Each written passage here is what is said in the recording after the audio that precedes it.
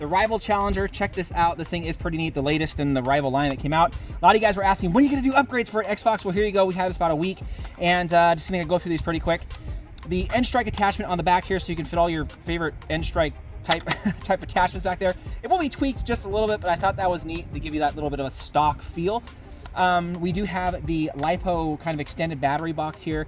I highly recommend to go to LiPo, give you a ton more extra battery space. Don't go to buy AA's.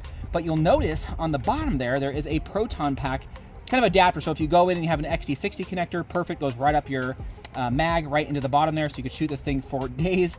We have the extended mag release here, because the one that was just way too far forward and you had to basically take your hand off to undo it, so I kind of caught that was neat.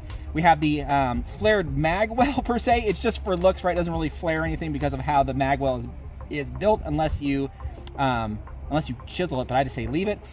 We have the Picatinny rail up top here to replace the quote-unquote Nerf Picatinny rail, so this would give you a little more opportunities to other type of blast or other type of accessories you want to stick up there, as well as a replacement front here with a little bit of Picatinny, so you put a grip or something like that. I just didn't like all that stuff that was there.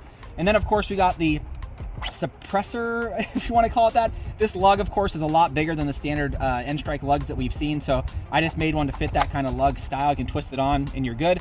Now all this is just visual. It doesn't help it with, you know, speed and accuracy and stuff like that. Just all visual, so you can see it from this side, which I think is kind of neat, kind of dirty down here.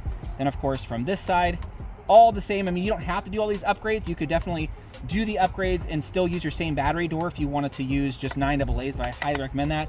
We're gonna go ahead and shoot it down here at the Zombie, just again to give you guys an idea of how it shoots in case some of you guys haven't seen. But again, this is all just visual, but all this stuff together makes for a way different performance with this thing. So let's go ahead and shoot it. Here we go.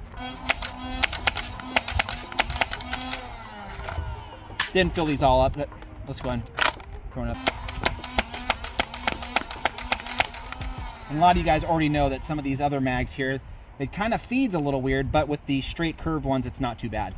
But we should have these up on our Etsy store probably here by the time you see this video, if not, you know, here soon within the next couple days. But a little more tweaks, but I really wanted to show that because a lot of you guys have been asking what mods I was going to make for the Challenger.